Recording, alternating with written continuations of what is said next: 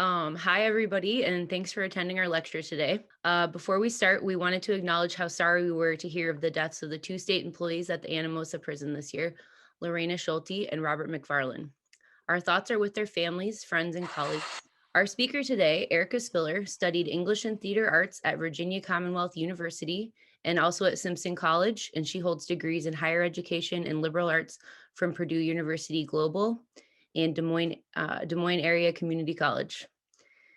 She is a two-time winner of Tallgrass Theater Company's Iowa Playwrights Workshops for her plays A Light That Burns and Again and Again and Eventually.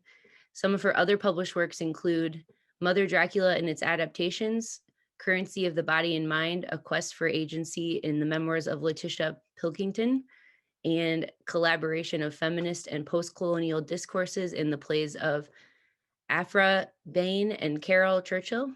Erica was raised in central Iowa, where she currently works in higher education. She writes, volunteers as a resident lighting director at Tallgrass Theater Company. Today, once she's done speaking about 12:45, we're going to switch to a short Q&A session. If you have any questions for her afterward, please type them into the Zoom chat. I also want to remind everybody that our next lecture is July 15th, and we look forward to seeing you there. And I'll hand things over to Erica now. Thank you, Allison, and thank you so much to Mary, Hang, Allison, Anu, and Charles for inviting me here today and for hosting. So welcome and thanks for joining this afternoon. As Allison mentioned, my name is Erica Spiller, and we're going to talk today about the history of women's corrections in Iowa. And before we dive in, I want to start with the quote that we have at the beginning of the book, because I think it sort of speaks to some of the conversations that we're having about corrections today. And that sort of lets us look at history as perhaps a guide to where we are and to where we can maybe go or think about going. So this is from Mary Carter, who had been a superintendent for the girls training school. And she wrote, "I think it is well understood that an institution is pitted against failure almost from the beginning. When the child comes into the institution, they are confronted with that. There's no doubt about it that any child, regardless of how well the job may have been done, will leave the institution with an institutional stigma because of the lack of education and understanding on the part of society as a whole. I hope there will be a day when institutions will not be needed. It is expensive, they do the best they can under the circumstances, but the job probably could be done just as well and certainly far less expensively if it could be done in the local community, by the local probation workers and social workers, police force, churches, and school." So I'll sort of leave you with that to think about as we go through. So why women? Why women's corrections?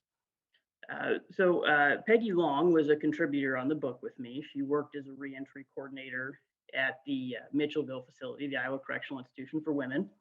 And we worked with Patty Walkendorf, who was an adjunct instructor and former warden at the institution where we worked.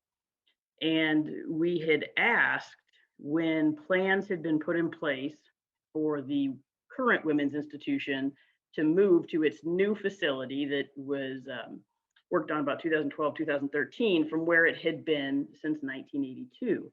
It was a historic site.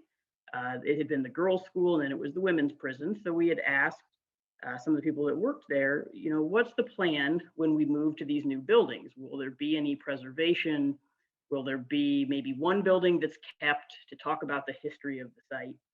And the answer, unfortunately, was no. Most of the buildings would be bulldozed and everything would be moved over into the new facility. So we thought, well, there's a lot of history there, and we don't want to lose that history. So that's when we had asked at the time, then Warden Walkendorf, well, how about we write a book and we chronicle the history of the site just at Mitchellville?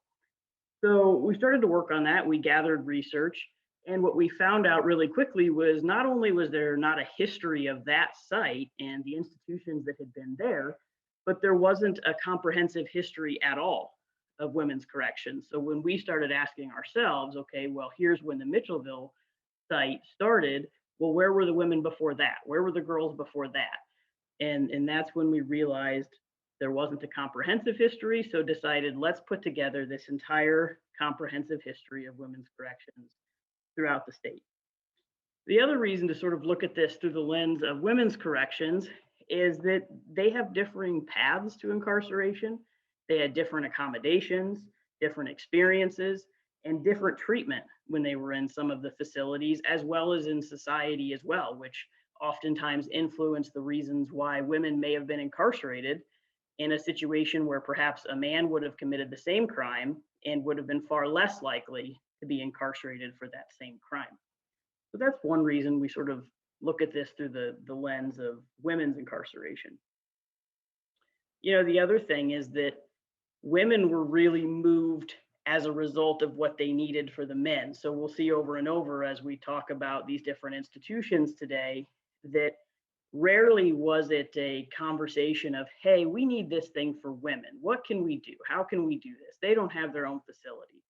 It was more of a, hey, we need this space for men, or we need this service for men. We've got to get these women out of here so that we can make sure we can do this for men. So that's another perspective that we take when we look at this.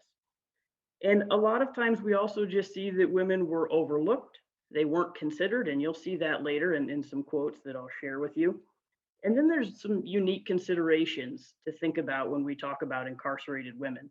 Of course, it's unique to women that they may experience childbirth or pregnancy while incarcerated. They are also significantly more likely to be dependent caregivers right upon release. Certainly, that can happen to men as well, but the numbers are much higher for women. Historically, there were also periods of time when they were sentenced and the jury was all male. They did not have a jury of their peers. And then we also look at some of their pathways into prison. There is a high propensity for domestic violence in women as opposed to men, and some other considerations that can lead to a greater likelihood of incarceration that are more unique to women. And I'll talk a little bit about at the end about some of the current trends in women's correction. So really all of this points to telling a story about this history through the vantage point of women. And what you're seeing here in these pictures, in the left-hand picture, you're seeing some of the women in the Rockwell City facility, roughly around the 1960s, working in their sewing room. And then on the upper right-hand image, you're seeing a picture of some of the girls at the Reform School in Mitchellville, presumably preparing or maybe just staging a photo to honor the yard work that they had been doing at the institution. So when we start to ask ourselves, what do we know about women's stories in any situation, in this situation being corrections? Do we know the story at all? Does it exist? And the comprehensive one, as we've discussed, it didn't exist. And so that was sort of our charge, was to find these stories. We also had to consider who was telling these stories. What information did we have to piece it together? And this is true in any history. Who's telling the story? Who is the story about? Is it a woman telling a story about women? Is it a man telling a story about women? And just considering those perspectives. Maybe they'll be the same story, maybe they won't. An interesting newer book that has come out, if that's a topic that interests you, is Haley Rubinold's book, The Five. And it is a complete retelling of the lives of the victims of Jack the Ripper by researching the history of the women specifically. And we learned some very, very different things about those women than many of us have probably grown up learning from other texts written more focused on the male experience, the Ripper experience, or from other authors. We also had to figure out, what information can we find? And if we can find it, is that information reliable? You can pick up two newspaper articles all the way back to some of these various historical eras and read two different things. There's a famous murder trial we'll talk about a little bit later, and that was certainly the experience with that. One newspaper would report one thing, and one newspaper might report another. So there's a little bit of trying to piece things together too, and hope that we figured out the right details of that story. Sometimes when we're looking back at stories, we might also have to decide, do we need to correct anything? Is what we thought to be part of the historical record no longer true? We've learned something else and we need to retell that story. So there were certainly some challenges in trying to find these women's stories. In addition to some of those that I've mentioned, there was a lack of photo evidence earlier on. You'll see a lot of the pictures that we cover today are from the Girls Reform School. There are a decent amount from the Rockwell City Women's Reformatory, more from the current facility, the Iowa Correctional Institution for Women, but it was much more difficult to find the images or any other um, evidence for the Fort Madison Penitentiary and Anamosa Penitentiary. A lot of photo evidence that included men, visitors to the facility. I've even seen menus of what was served at certain events at some of those earlier facilities in the 1850s, 1870s, but very hard to find additional evidence about women specifically.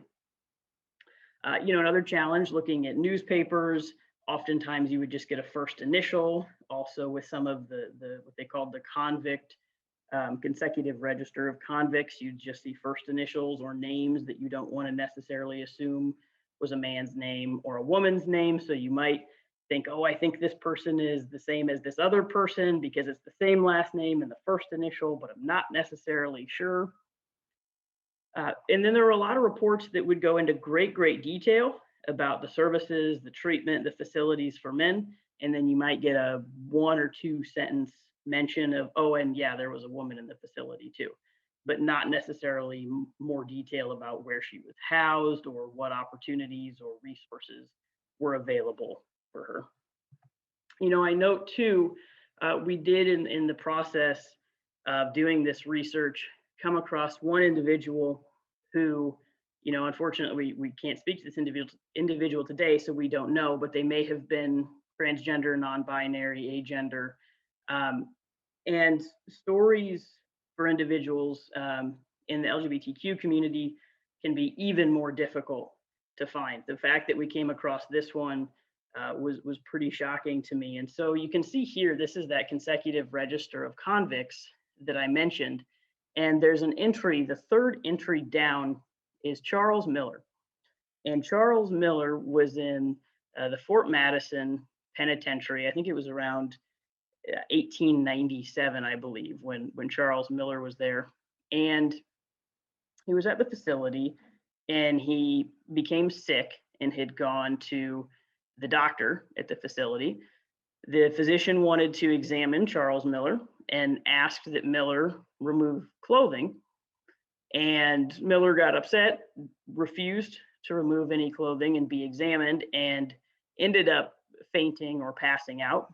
In doing so, the physician discovered that Miller had actually been assigned female at birth and had been living as a man, had been living with another woman, had a child, and had been doing that for quite some time, was in the facility for larceny, I believe, had stolen a horse, if I remember correctly. So once this was discovered, by this time, the Anamosa Penitentiary was opened. So you can see the note there in red ink right below Charles Miller's name, that Charles was transferred from Fort Madison to Anamosa once they had discovered that Charles was assigned female at birth. So I point this out to say that as difficult as it was to find some of these women's stories and chronicle their history, it can be even more difficult when you break that down even further and try and find histories, for example, for LGBTQ individuals in the correction system. One more book shout out today, if that's a topic that interests you, of sort of telling stories that are harder to find and we may not know. There's a newer book out by Jen Mannion called Female Husbands. And Mannion does a great job really trying to trace individuals who are transing gender throughout history, and I believe goes back into the 18th century. So today we will really be following the history through 6 facilities. Now, women and young girls have been in a lot of facilities throughout the history of the state, but in the book, I really focus on the 6 primary facilities that you would consider more maybe a classic prison or reform school. There were smaller facilities, like jails, Good Shepherd homes. There may have been private homes. You've, perhaps heard throughout history of places like schools for the feeble-minded or various psychiatric institutions. Also, in more modern history, we have classification centers and things like that. We won't cover those today, and those are not covered in the book. We're really just focusing on what you might consider to be the primary prison type facilities. So these are the 6 that we will talk about today. Fort Madison is the first prison built in Iowa, and there were some women housed there, and we'll talk about these in more detail. The second facility we'll talk about was called the Additional Penitentiary at Anamosa. Of course, both of these two, Fort Madison and Anamosa, still exist today, though Fort Madison has been rebuilt considerably. We'll also talk about the girls' school. That was eventually, not initially, but eventually located on the Mitchellville site where the current women's prison still stands today. So we'll talk a lot about Mitchellville, Iowa today and Thomas Mitchell. We'll also cover the women's reformatory that was in Rockwell City. That would be the first adult women's prison that there would be their own. It would start as a women's institution and remain that way until it would turn into a men's institution in 1982. And the 2 color photos here, the one in the middle, that's the Iowa Correctional Institution for Women. That's one of the buildings from the original ICIW facility when they moved to the premises in 1982. That's building 5 that was built in 1933. It was the oldest building on that site. It has since been demolished. And then of course, in the bottom left or bottom right, that is the new current, that's the general population building at the current structure for the Iowa Correctional Institution for Women. There are more buildings on the premises there. That's just the general population one. So we're going to talk about those 6 facilities today. Starting with Fort Madison, which just a little bit south of Fort Madison, the penitentiary, we would first have Fort Madison, or it was also called Fort Bellevue, the military fort. That was there for about 5 years until they were short on provisions and they abandoned the fort. And of course, at this time, it was still Iowa territory. We were not a state yet. And in 1839, construction began on the penitentiary still before we were a state. There were calls for needing a place to keep quote unquote criminals. And so they took some of the people who had been sentenced and they started to work on the warden's mansion. Those men, it was all men in the beginning, they were actually kept in the warden's cellar and they would be let out during the day to begin working on the first cell house. And once that was done, then the men would move into there. The first woman arrives in about 1855. It was either 1855 or 1856. Very limited information about what she did, what her name was. What we do know, though, is that she was sentenced before there was any process or procedure for where a woman should be housed. So the warden was told that he would need to figure it out. And so she lived with him among his family. And that would continue to be the case for the first few women that would be incarcerated in Fort Madison. They would live with the warden and be among his family. It wouldn't be until about 1877 that the top floor of that warden's residence there, you can see it toward the left-hand side of the image, just behind the carriage, they would be moved to that top floor eventually. It was pretty cramped quarters. There were 2 rooms up there. During the time that women were up there, at least one gave birth to a baby, and so the baby lived up there too with the women who were there. A little bit later, about 1880s, that's how long it takes for us to finally start to get some details about some of the specific women that were in the institution. This is an interior shot of the penitentiary. You can see in the background, that's the shower line. The men are lined up, headed into the showers. Then there's some in the foreground here too. So a handful of the first women that we have learned about, 3 of them were there for murder or attempted murder. One was there for theft. There are not good statistics at the time to know whether those were the most common crimes or the least common, and it just happened to be who was sentenced.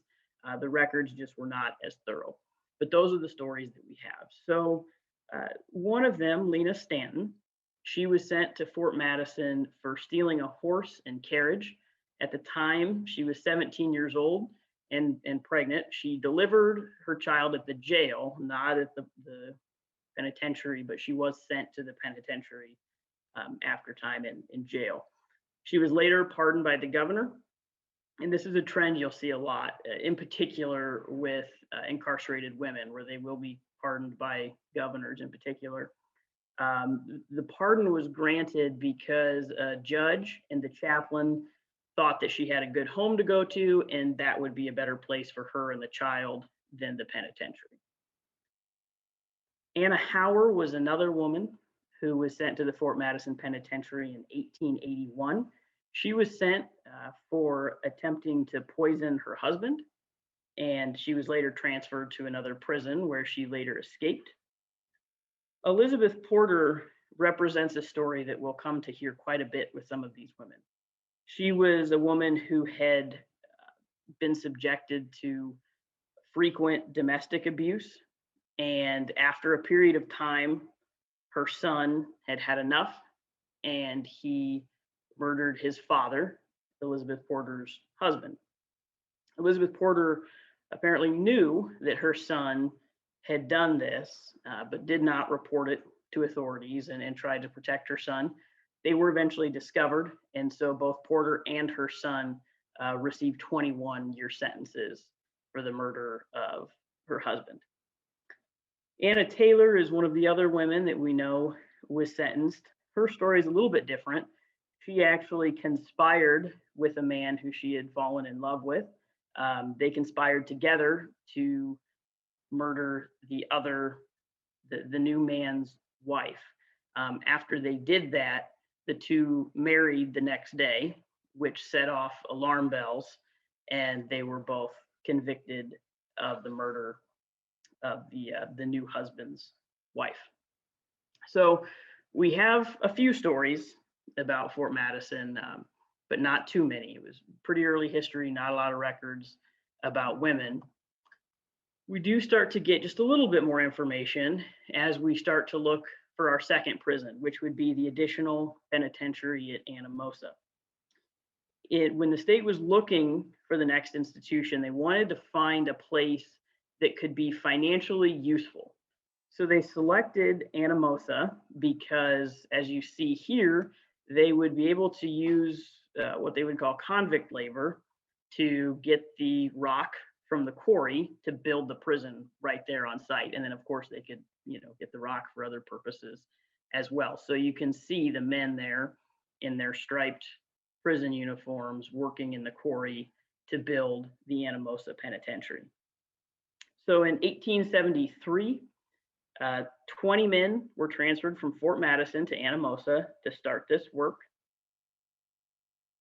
And then the women start to arrive a little bit later. So 1875, 1877 report, the reports are all biennial. That's when we get the first mention of women in the facility. We know they were kept in workshop number 1 for a brief period of time. We're not quite sure if they were kept other places. This is a period of time where the records were not clear. It's likely that after being in workshop number 1, they were moved to the insane department, which we'll talk about in just a little bit here. So not entirely sure where this picture is from within the facility. We know it's from Anamosa, but whether it's in workshop number 1 or a unit within the insane department, that we don't know. But this is one of the only photos we were able to find of women actually in the Anamosa facility. And one of the very, very few things they were able to do when they were there was sewing, mending, or laundering for the facility itself. And the reason for that was because just like in Fort Madison, they didn't really have their own space. They were just sort of being put somewhere away from the men. So they were actually put into nearly 24/7 lockdown because they did not want the men to see them or be near them. So they spent their entire days exactly where they lived, and they had very few opportunities for any sort of exercise. They did not go outside, did not have opportunities for any sort of education or training.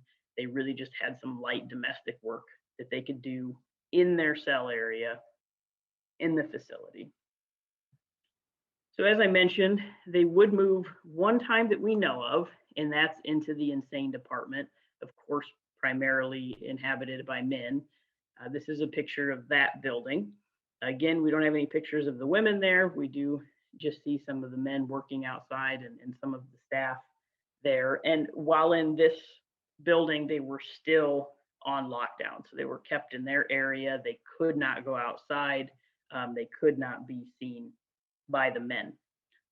So eventually, in about 1900, construction would start on the first, they called it the female department. So this is that building.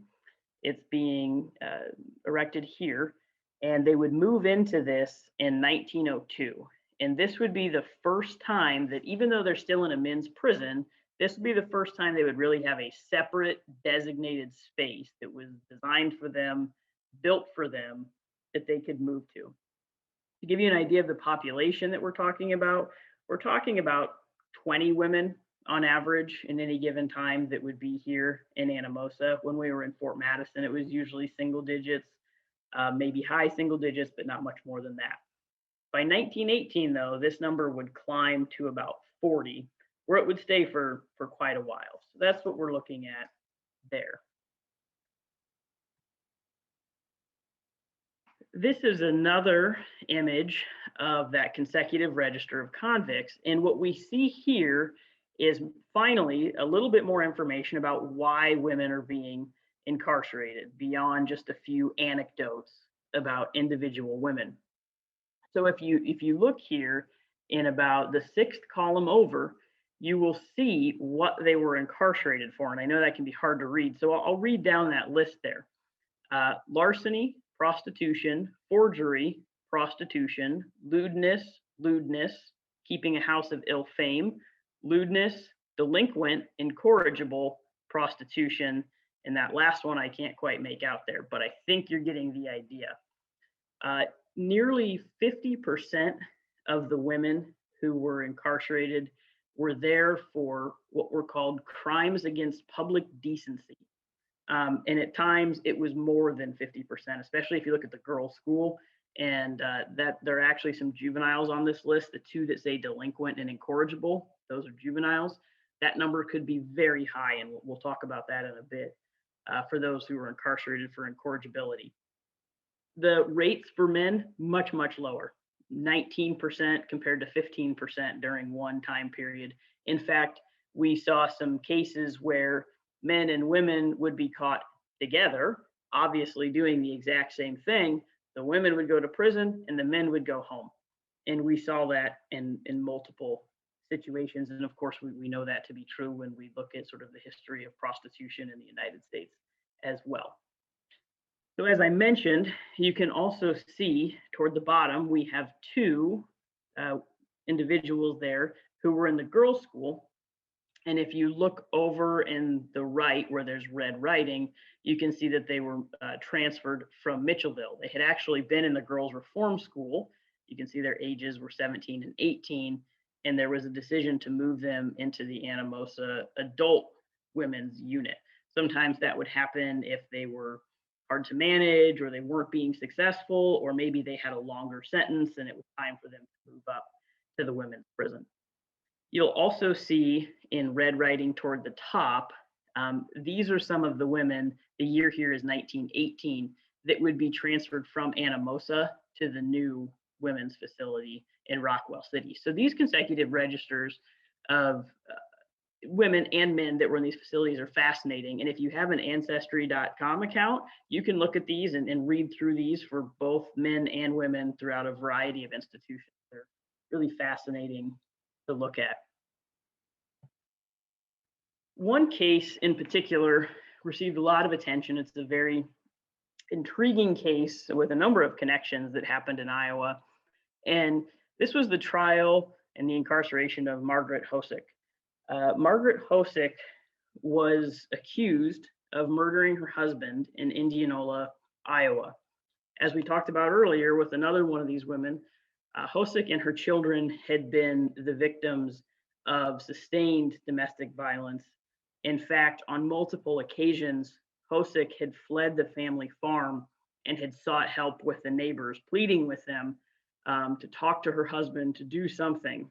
And the response that she received from the neighbors was, "This is not appropriate. You are not to be discussing these types of matters with people outside of your home. You need to go home to your husband." So after some time, John Hossack, he's seated in the picture there. Margaret Hossack is seated on the other side of him. He was murdered in his sleep, and Hossack was arrested for that murder. When she was at her trial, as I mentioned earlier, it was not what we might think of today as a jury of her peers. It was an all-male jury, and they saw the domestic abuse and her cries for help as ironclad evidence that she did it, she was guilty, send her to prison. That case was reported, one of the reporters on it was Susan Glaspell, who you may have heard of as the author, she's from Iowa, as the author of Trifles in a Jury of Her Peers. And this case is actually the case that inspired Glaspell to write those two pieces. So she is a reporter and writer from Iowa. She had also at times visited the girls' school. There had been a riot in the girls' school at one point, and the girls had been taken to the jail, and Glaspell had visited them as well. So clearly had some interest in this area. Hossack was sometimes known as the Lizzie Borden of Iowa because of what you can probably now imagine was the weapon and the way that John Hossack was killed.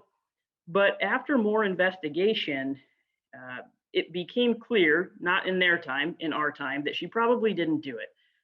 My final book plug here is Midnight Assassin by Patricia Bryan and Thomas Wolfe, who gave permission to use this photo here. It goes through this case in a lot of detail, and they sort of come to the conclusion that it was probably her son, John. You can see him second from the left on this image. And they've got a lot of evidence in the book that explains why they think that. That wasn't really known at the time, but the case was retried on some technicalities, and they were not able to convince the second time around that she had done it. So the Iowa Supreme Court actually ended up overturning her sentence, and she was released.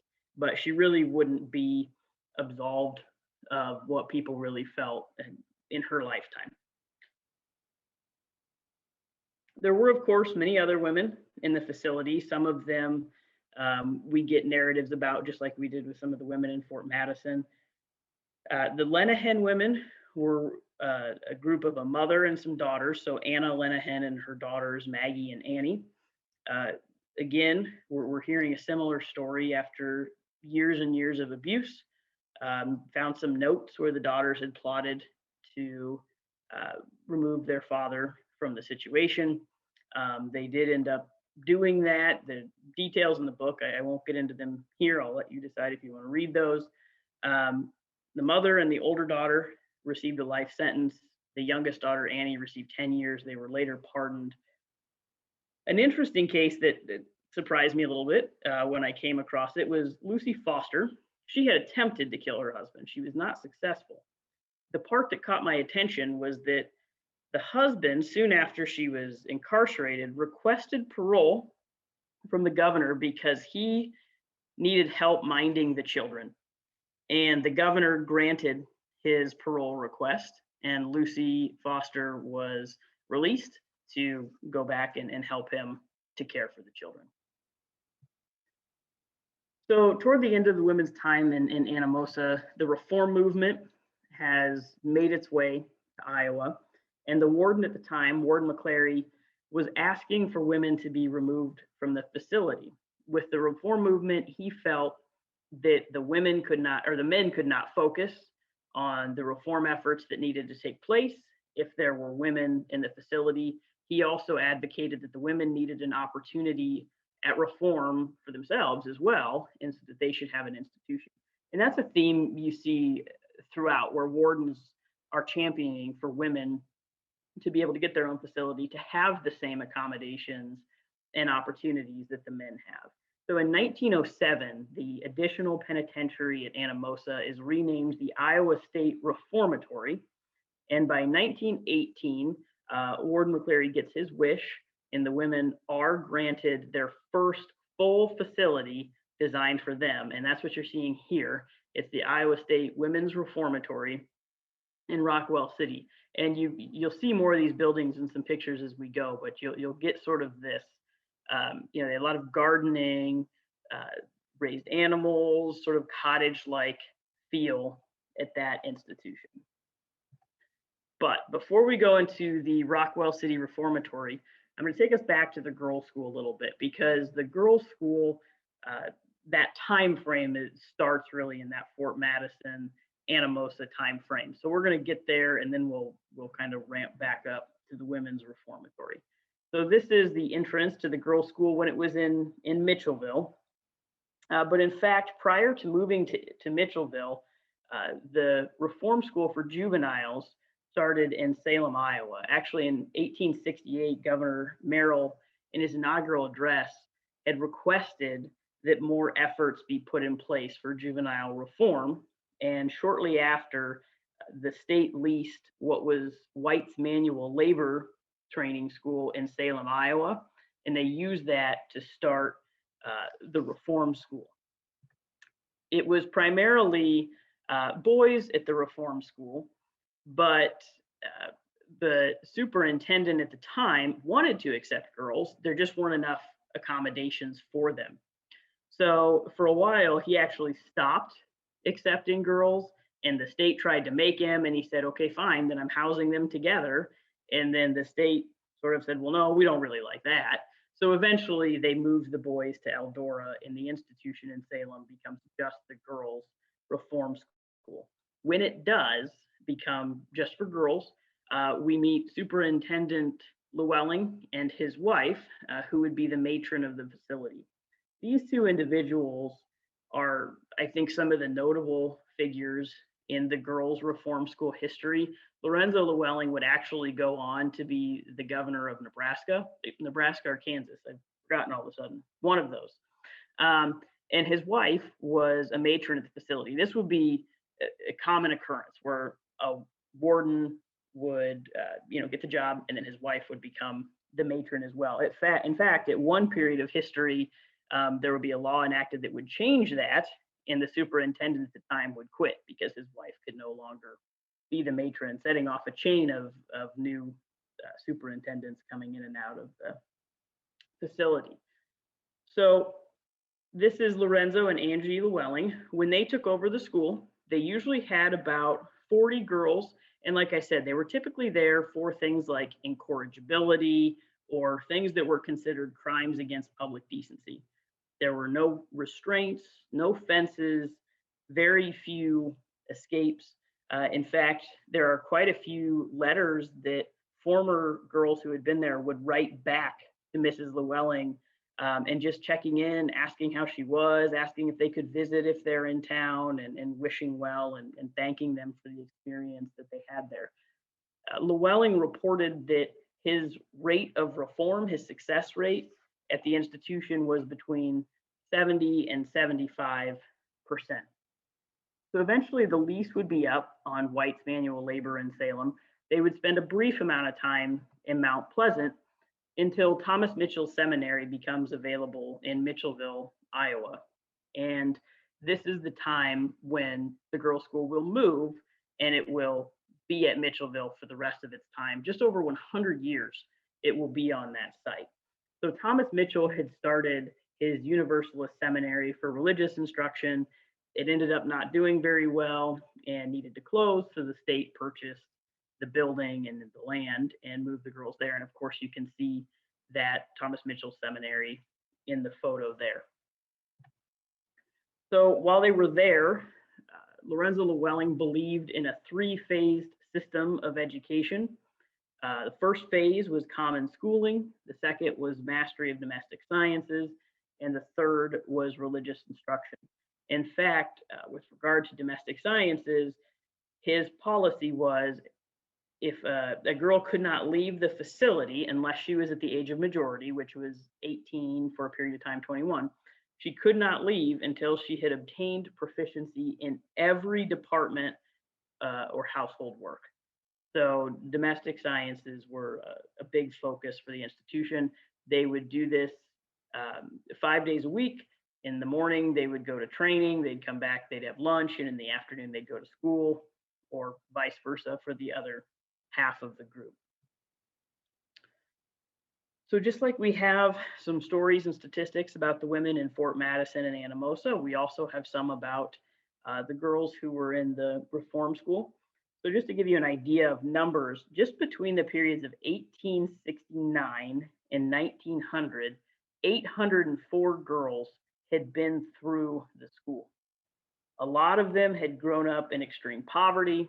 Many came from homes without parents, and a lot of them were from urban settings. During that time, almost 50% were European immigrants or African American. There was certainly a culture of people who could arrest and sentence girls being on the lookout for immigrants and for African American citizens. 93% of the girls fell into those categories of incorrigibility, disorderly conduct, prostitution, vagrancy. So you can see that public decency is really what's putting these girls into the facility. And incorrigibility could be anything as simple as a parent, saying they're running away and I'd like you to take them. And we found some fascinating stories where sometimes it was the girl, sometimes it was a parent saying the girl was doing something so they could remove her from a dangerous situation at home. Maybe she was being abused by a family member or something like that. And they would make up a story to get the girl to a safer place. So we have a few stories of some of the girls who were there. Anna Kay was a German immigrant. Her father had come over to the US to join the cavalry, and she and her mother came over later to try and find him. Unfortunately, her mother passed away. Anna was then alone. She did not speak English. And unfortunately, she was sexually assaulted and became pregnant. She was unable to find any sort of accommodations or care. She ended up delivering the baby by herself in an outbuilding and was, as you might expect, unable to provide adequate care for the baby. She ended up killing her own baby, and that is what landed her in the institution. Superintendent Lewellings, who we've been talking about, felt that in her case, she was, in horrible circumstances. She was in a tough situation, and he felt that she was somebody who could benefit from reform, and in a different situation, probably would not have done what she did. Another girl that we learned about, her name was Mary Lou, and she was actually living in the poorhouse with her mother. But her mother passed away, and she was not allowed to continue staying at the poorhouse because she was too young. So she was sent to the reform school instead. Of course, there are situations where it is sort of what you might think, where a girl did something we would consider to be very wrong and ended up in the institution. In this case, there is one girl who was, by all accounts, raised in a happy family, well cared for, in great health, and she attempted to poison her parents. Fortunately, her father was a doctor, and he sensed right away that they had been poisoned and was able to get help. In this girl's case, she was sent to the school. The governor offered to pardon her if she would agree to live in a convent, and she refused to do so. So she continued to stay at the institution until her age of majority. So the facility there, you can see a picture here. There were about 6 cottages, and living in the facility by 1950, the population had grown to about 100. So We're seeing that they now have a gymnasium, a classroom, a library, a music room, and they're starting to get a lot more options for education, training, and things like that. Eventually, um, calls to close the facility start coming in around the 60s and 70s because there was a girls' school in Toledo. So they do close that facility in 1982, sending all the girls to Toledo, and then the site becomes the Mitchellville Reformatory, or the Mitchellville prison. This is now the Rockwell City Reformatory, which I promised we'd get back to here. And that's one of the buildings here. There were 22 women transferred here in 1918. It was 200 acres, including 25 for gardening and quite a bit for farming. By 1920, it had gone up to 51 women there. Most were 15 to 25 years old. At the facility, you've seen this photo, a few opportunities for writing, spelling, shorthand, and then also some farming, domestic training. We still don't have any fences or bars. The women could have personal touches in their rooms, their own curtains. If they had any sort of radios or things like that, they could bring those in as well. They could even go into the town to go to church. We do see that crimes start to change around this time. We're seeing more paper crimes. By 1962, 80% of the women are incarcerated for forgery. So we've seen that shift away from public decency into forgery at that time. So it's a big improvement for women. They finally have their own facility. They're getting more opportunities as far as training, but it's still far away from the metro. While they have a few more opportunities inside the facility, they don't have a lot of opportunities for work release. Those who are mothers and have families are really strained to be able to have visits and maintain those relationships and connections. So around the 60s and 70s, the men's population has grown, and the decision is made to take the Rockwell City Reformatory, move men into that facility, and move the women to the facility at Mitchellville in 1982. That brings them closer to Des Moines so they have some more opportunities, have more visits and things like that. At the time, though, it was bumpy. And I won't get into all these quotes here, but the representatives didn't always agree on the moves, and the suggestion to move them wasn't necessarily in the women's best interest the way it was initially presented. They eventually got there, but it was very much, we need to move them in, get the women out of here. We'll worry about putting them anywhere you please. And you can sort of see some of that mentioned in quotes from Representative Joan Lipsky that, you'll put the women anywhere you want. The main concern is finding a place to house the men. So the women moved to ICIW here, and we won't get too much into this because this is, information you can find online. It's more of the modern history, but they moved in 1982, still no fence until the 1990s. There are about 60 women at the time. And then, we start to see things shift. We see the war on drugs, we see mandatory minimums. So we really start to see substance abuse becoming a main issue. We start to see treatment and lack of treatment becoming a problem, and we see the population explode. In 1989, we had 163 women in ICIW. By 2007, that number would break 600. So you can really see the impact that the war on drugs and mandatory minimums had on women's corrections. They outgrew the space. This was one of the gymnasiums that had been at the girls' school, and they needed more treatment and programming. So now they are in the current facility of the Iowa Correctional Institution for Women, and you can see some pictures here. The three pictures across the top and on the right are of the general population unit, and you can see now sort of the big difference between those sort of pastoral, cottagey type buildings, and then now we're in a very highly institutional type structure. The picture on the bottom left is the mental health unit at the new facility. Still seeing a lot of challenges with the effects of substance abuse, war on drugs. And so, as I mentioned earlier, we've got some issues with women's incarceration currently, and there can be value in learning about the history as we continue to move forward. The ACLU has identified women as the fastest growing segment of the incarcerated population. In fact, they're growing faster than some of the growth rates in men's. And to add on top of that great tragedy, the incarceration rates of Black women have grown by 800% since 1986. And even where we've seen progress in men's prisons, where rates fell by 5% between 2009 and 2015, women's rates were hardly touched, 0.29%. So this history matters. It's important, and hopefully we can learn some lessons from it as we move forward into the future. So that is the presentation, and Allison, I'll turn it back over to you. Okay. Thank you so much. I really enjoyed that a lot. That was awesome. And the pictures are really good. There's only a few questions. Let me pull up my thing here. Somebody had written an email in earlier that says, please comment on how governmental institutions were used to control women who refused to obey men. Historically, women were owned by men. Women are still struggling to gain equal rights.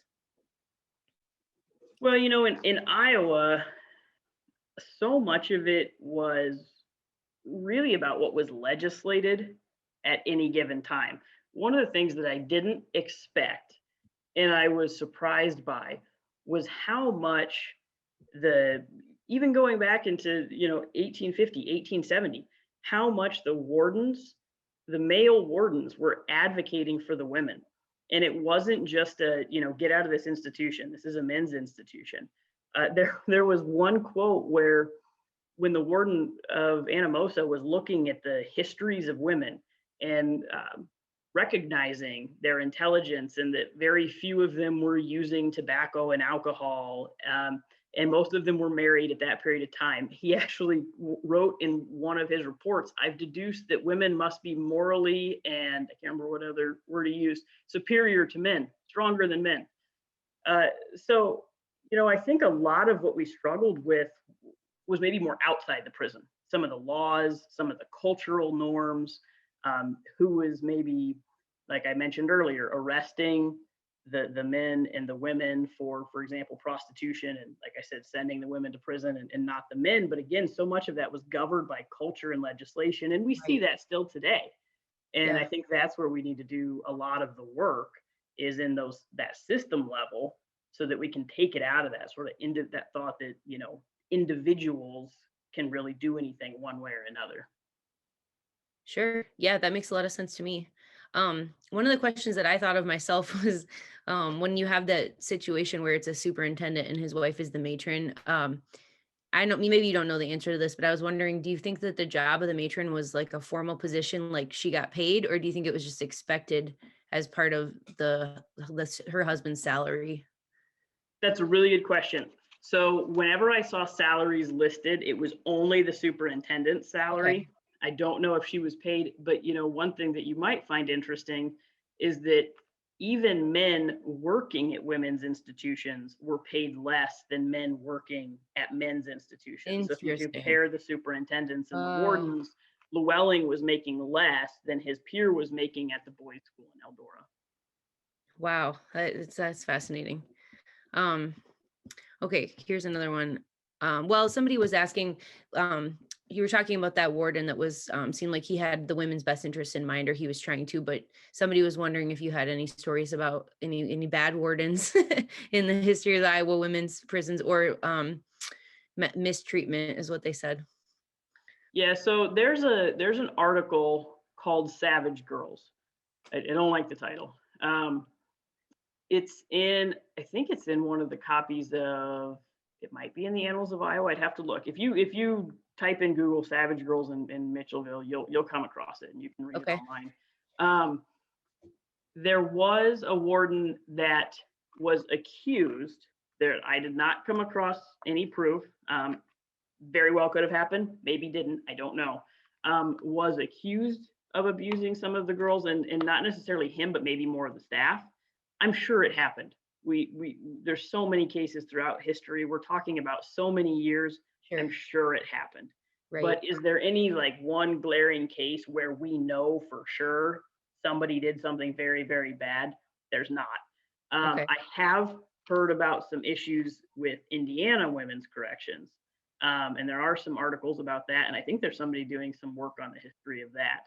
But not any like huge glaring issues that occurred in the history here. More rumors. Again, I'm sure some were true, but not confirmed. Okay. What about forced sterilization? Have you seen any of that in your research?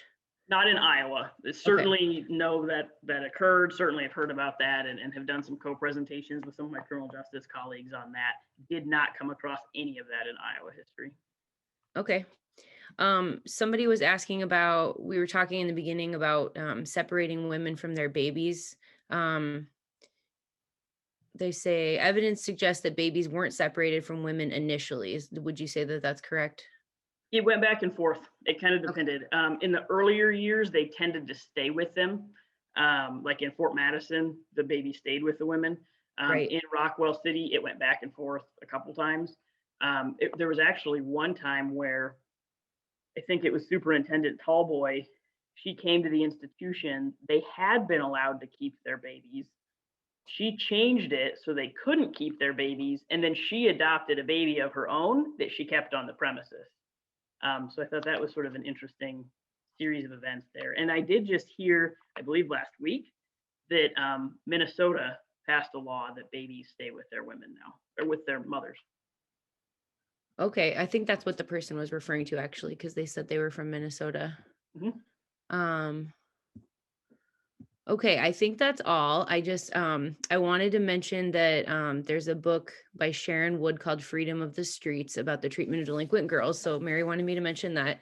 And I just also wanted to say that a lot of your photographs are from the Mary Noble collection at the Women's Archives, and Mary Noble's a friend of ours at the society. So I think that's special. So I just wanted to say that's really neat that you used all her pictures. So Great, but thank yeah. you so much for doing this. And yeah, our next one is on the 15th of July.